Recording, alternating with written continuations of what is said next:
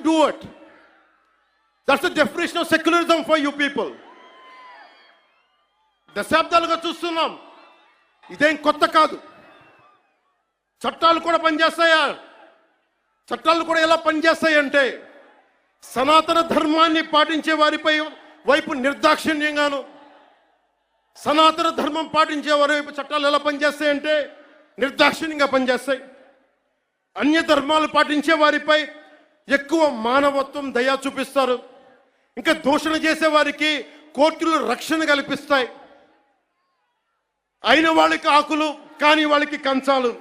ఇప్పుడు అది కూడా పోయింది, ఆకులు కూడా పోయింది. చేతుల్లో పెట్టి నాక్కోమంటున్నారు సనాతన ధర్మం ప్రాక్టీస్ చేసేవాళ్ళు. ఇదన్నా సరదాగా చెప్పట్లా. ఈ స్టేట్మెంట్ని సబ్స్టాన్షియేట్ చేయడానికి చిన్న ఉదాహరణ. ఈ మధ్యన ఒక యువ నాయకుడు అన్న మాటలు, సనాతన ధర్మం ఒక వైరస్, దాన్ని అంతం చేస్తాం. మీరు ఇలాంటి స్టేట్మెంట్స్ ఒక ఇస్లాం మీద జరిగితే వెంటనే దేశంలో ఉన్న కోర్టులన్నీ స్పందిస్తాయి, నిర్దాక్షిణ్యంగా శిక్షిస్తాయి. కానీ సనాతన ధర్మాన్ని బూతులు తిట్టండి, శ్రీరామచంద్రమూర్తిని పాదరక్షలతో కొట్టండి, అమ్మవారిని తిట్టండి, సరస్వతి అమ్మవారిని ఏదైనా చేయండి, ఒక్క కోర్టులు మాట్లాడ భయపడతాయి కోర్టులు కూడా.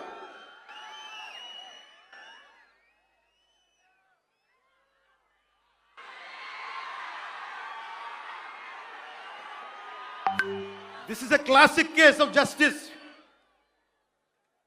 Law applies weakly to the strong and strongly to the weak.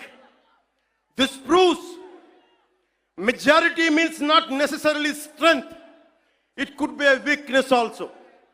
Because secularism is one way, not two way, according to the so-called pseudo-secularists. Macaulay ప్రవేశపెట్టిన 18వ శతాబ్దంలో మెకాలే ప్రవేశపెట్టిన cultural imperialism, I repeat, cultural imperialism initiated by Macaulay. వీళ్ళందరూ సనాతన ధర్మాన్ని తిట్టే so call who abuse Sanatana Dharma, you are the descendants of Macaulay.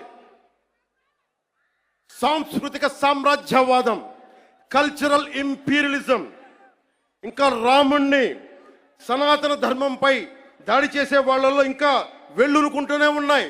ఈ cultural imperialism ఇంకా చిగురులు తొడుగుతూనే ఉన్నాయి.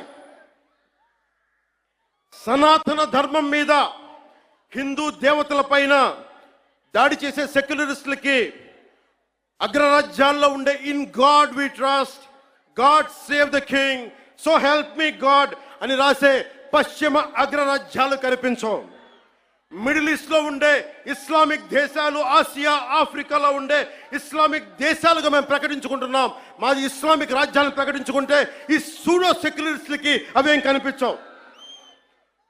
తూర్పు పాకిస్తాన్ 1971లో లిబరేషన్ ఆఫ్ బంగ్లాదేశ్ యుద్ధంలో 3630 మంది దేశ సైనికులు చనిపోయారు. 856 గాయపడ్డారు. 213 మంది ఈ రోజుకి అచూకు లేదు. దానిని మనం రక్తంతో దానికి విమోచన కల్పిస్తే, బంగ్లాదేశ్కి అవతరించే సహాయం మనం చేస్తే, అది ఇస్లామిక్ రాజ్యంగా ప్రకటించుకుంటే దానికి సూడో సెక్యులరిస్టులు ఏం మాట్లాడరు. అక్కడ ఉన్న హిందువులు దుర్గా పూజ చేసుకోకూడదు, వారం రోజులు వెళ్ళిపోవాలంటే ఒక్క సూడో సెక్యులరిస్టులు మాట్లాడరు, ఒక్కళ్ళు మాట్లాడరు.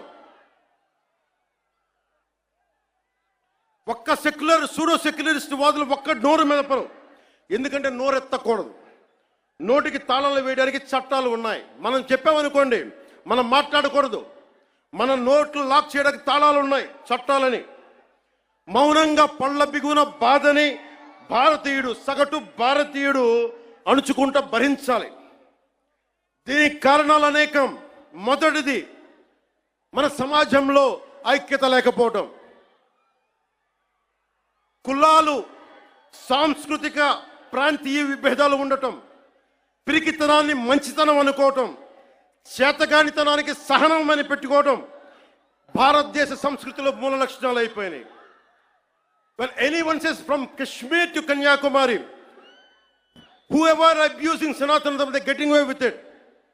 Only and because of the reason is in Bharatiya society, in Bharatiya landscape, we don't have the unity, we don't have the integrity. As we are divided by caste, we are divided by region, we are divided by linguistic abilities. And that's what the reason is. Now the time has come. Let us all come together. దేశం మొత్తం శ్రీరాముడిని పూజిస్తుంది. కానీ శ్రీరాముడిని పాదరక్షలతో కొట్టి ఊరేగింప తీసుకెళ్తే చూస్తూ ఊరుకుంటాం. గదుల్లో కూర్చొని ఏడుస్తాం.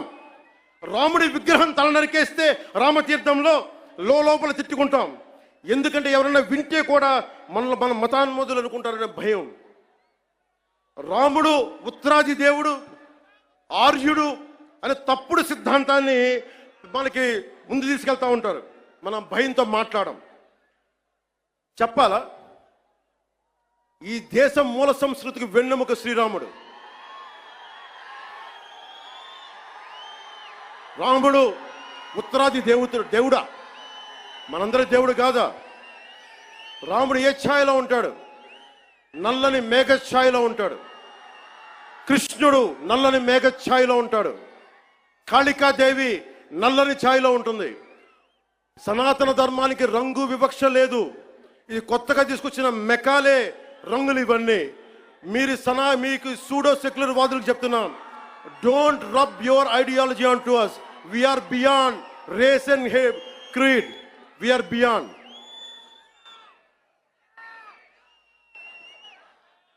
இங்க நிறைய தமிழ் பேருக்கு இருக்காங்களா? தமிழ்ல சொல்றேன்.